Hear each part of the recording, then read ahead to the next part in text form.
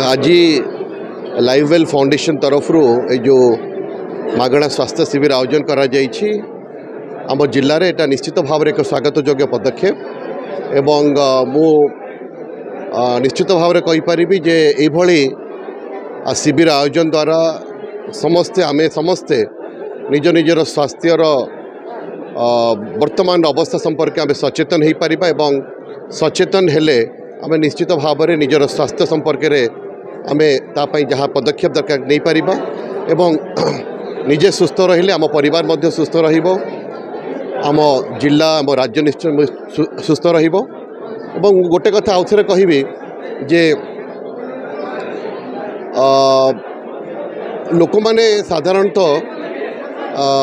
स्वास्थ्य को जलाजली जे संपत्ति पछरे बा धन उपार्जन पछरे धाई थांती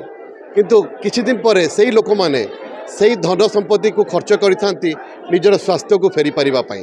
तेणु स्वास्थ्य ही संपद आज दुई मत ना आज गोटे उत्तम परिवेश भल गोटे भल पदक्षेप नहीं लाइफ केयर वाला लोकंर आज आम सी फ्री चेकअप कर टेस्टिंग करम डाक्तर मैंने आगु कौन होता आम रोग हेल्ले जाऊला बर्तमान आम बाहर करूँ लोक कौन तेणु आम ठीक समय चिकित्सा दे पारू आठी बहुत लोग उपकार भी पाइबे मेडिसिन भी ये फ्री कैंप रे दिया आ जो कंसल्टेशन बहुत इंपोर्टेंट जो मैंने जाता कटक भुवनेश्वर आउ जीवन ये से डाक्तर मैंने पाखक आई यहीटा आमर गोटे आज सौभाग्यर दिन मु आशा करुँच भद्रकवासी एटू लाभ पाइबे निश्चय लाभ पाए यहाँ आम गोटे स्वागत।